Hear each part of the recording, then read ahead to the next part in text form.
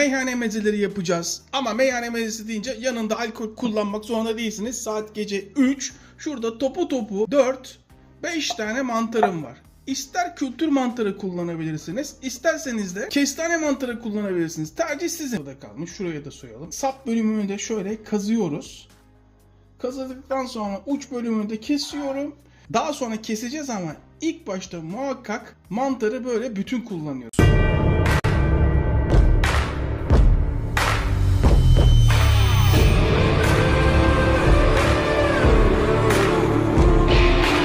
Ocağın altı yanıyor orta ateşte. Mümkünse değil mutlaka çelik tava kullanmalısınız bu lezzete varabilmeniz için.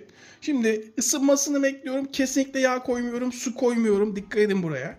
Tava hafif ısınmaya başladığı anda hemen şöyle 5 tane mantarı bırakıyorum. Mezeciyseniz, restorançıysanız mutlaka bu tarifi menünüze katın. Daha sonra kapağını kapatıyorum. Orta ateşte pişmesini izin veriyorum. Malzemeleri hazırlamaya devam edelim. Kapya biber. Ama bu kapya biber çok fazla bu miktar için. Eski tariften kalan şöyle bir kapya biberin 1/3 kalmıştı. Bakın içini kesinlikle kullanmıyorum. Ne çok ince ne çok kalın. Hepsini bir parmak boğum büyüklüğünde kesiyorum. Hatta bir tane göstereyim size. Görüyor musunuz? 5 dakika sonra beraber açıyoruz. Eğer bu kullandığımız kültür mantarı olsaydı su içinde kalacaktı. Ama kestane mantarı olduğu için şu anda en ufak su olmamalı. Mantarlar kavrulmaya başlamış olmalı şu anda. Görüyor musunuz? Şöyle göstereyim. Bakın hiç su yok, farkında mısınız? Şimdi burada önemli nokta, kestane mantarı olduğu için bir çay bardağı kullanalım. Kestane mantarı olduğu için su ekleyeceğiz. Ama kültür mantarı olsaydı kendinden sulanacaktı. Çay bardağının şöyle 5'te 1'i kadar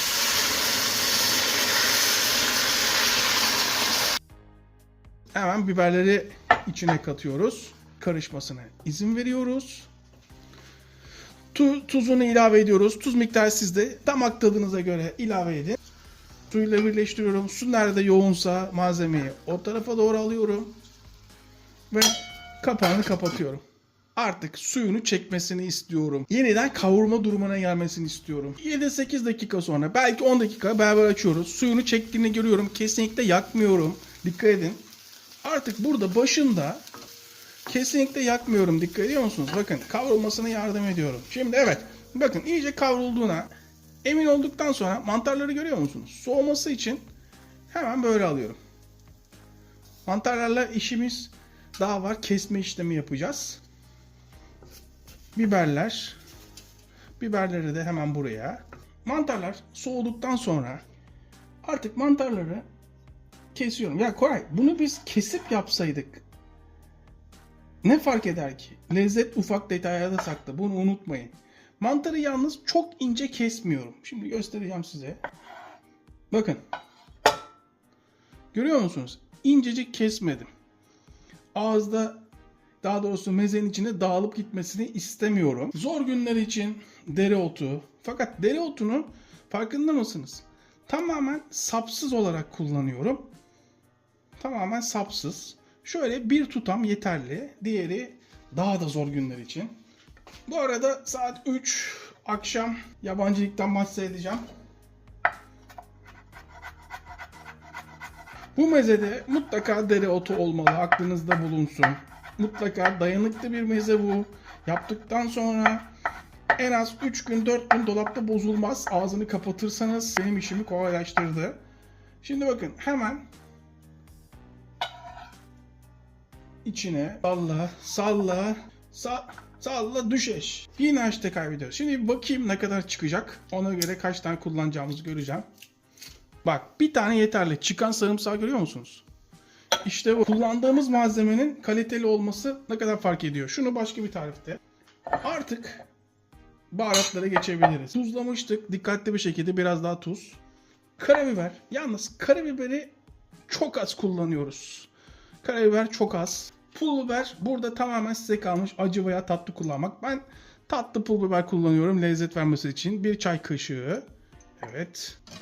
Çok az limona ihtiyacım var. Limonu eğer ki iş yeriyseniz kararmasın diye önceden sıkabilirdiniz. Evde O kadar da önemli değil benim için. Yoğurtlu olduğu için. Rengi o kadar da önemli değil ama şöyle çok hafif sıkıyorum. Bunu lezzet vermesi için yapıyorum ve sadece mantının üstüne yapıyorum. Süzme yoğurt markası hiç önemli değil. Ta ki biri bize reklam verecek. Bazı arkadaşlar ya Koray önemli değil diyorsun markası ama lezzet farkı var. Yok şu marka falan diyor. Arkadaşlar meze yapıyoruz. Meze sıradan malzemeleri lezzetlendirme sanatı. Şöyle bir bakalım, şöyle bir bakalım. Tabii ki buna sıvı yağ, zeytinyağı, şöyle bir yemek kaşığı karıştır. Mükemmel bir meze yemeğe hazır olun. Çok hızlı yaptık. Çok az malzeme kullandık diye sakın küçümsemeyin bu mezeyi. Eski bir meyhane mezesi. Ben maç seyredeceğim. Taze taze hemen işimi görecek kadar. Dereotunu da atalım. Rengimiz belli olsun. İşte bu. Biraz kırmızı pul biber atalım. Harika. Evet. Nasıl gözüküyor? Bana sorarsanız tablo gibi oldu. Tadına bakıldığı zaman size diyecekler ki meze profesörü müsünüz? Mutfakta şef mi var? Mezeci mi kullanıyorsun mutfakta diyecekler. Ona göre birazdan tadına bakarız. İkinciyi yapalım. Hızlı yaptık. İkinci mezeye geçelim. Bu ara annemleyim biliyorsunuz. Hemen şöyle bir peçete yardımıyla. Yağ olmasını istemiyorum tavada. Sadece yağlanmasını istiyorum. Yeni tavada kullanabilirsiniz. Ben lezzet vermesi için bu şekil yapıyorum. Tamamen top sizde. Pek alışık değilim. Kendi bulaşığımı halletmeye annemin olduğum için laf söz oluyor. Biraz küçülmeye gittik mecbur. Yanımda çalışan hanımefendiyi bir müddet ara verdirdik. Şu şekil olması bizim için gayet iyi. Devam edelim. Hemen şu kafa bölümünü mecbur kesiyoruz. Çünkü bize biraz daha keselim. Evet, bize böyle yuvarlak geniş tarafından lazım ve istediğim sizden bakın. Şu bir parmak kalınlığının yarısı kadar istiyorum kalınlığını. Hemen göstereceğim. Şimdi kalınlığına bakalım. Patlıcanların. Görüyor musunuz? Görüyor musunuz kalınlığını? Hemen sıfır yağ gibi düşünün. Hemen şöyle biraz üstünü tuzluyorum ama çok az. Ve üstlerine şöyle birer damla zeytinyağı damlatıyorum. İşte bu. Maydanozun yalnız sadece yaprak bölümünü kullanıyoruz. Unutmayın. Sadece yaprak bölümü. Koray bu kadar fark eder mi ya? Lezzet ufak detayda saklı. Ve ince ince kesiyoruz. Çok ince kesmeliyiz. Evet işte bu. Artık kabımızı alabiliriz. Bir tane sarımsaktan sonra hemen limon. Bak 2 yemek kaşığı limon. Artık patlıcanları çevirebiliriz. Baştan söyleyeyim, çelik tavada kızartmak zordur. İsteyen teflon da kullanılabilir. Bu arada balzamik sirke, fakat balzamik sirke artık bunu bulunduralım ya evimizde. Meze yapıyorsak.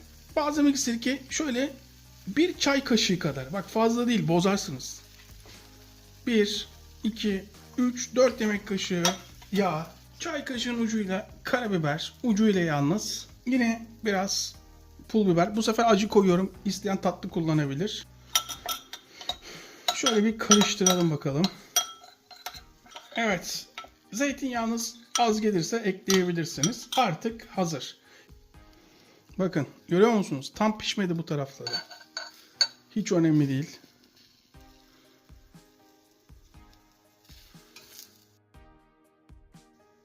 Üç tane koyduktan sonra artık yağın içinde kendi pişmeye devam edecek. Bunu servis etmeden önce bir 10 dakika bekletiyoruz.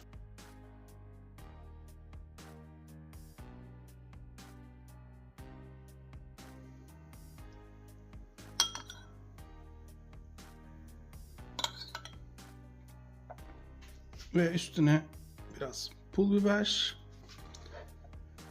Nasıl gözüküyor? Bana sorarsanız tablo gibi. Eskiden masaya oturduğunuz zaman restoranlarda zeytinyağı olurdu. Hatırlar mısınız? Şöyle biraz kekik olurdu, pul biber olurdu.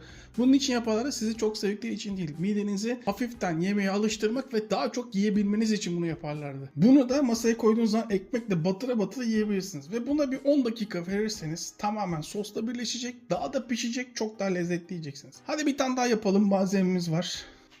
5 tane mantardan ve yarım patlıcandan muhteşem lezzetli mezeler yaptık. Yani gerçekten parmaklarınızı yiyeceğiniz mezeler. Şimdi bakın, bir tane taze soğanın ilk başta şöyle beyaz tarafından kesiyorum, tamam mı? Daha sonra yeşil tarafından.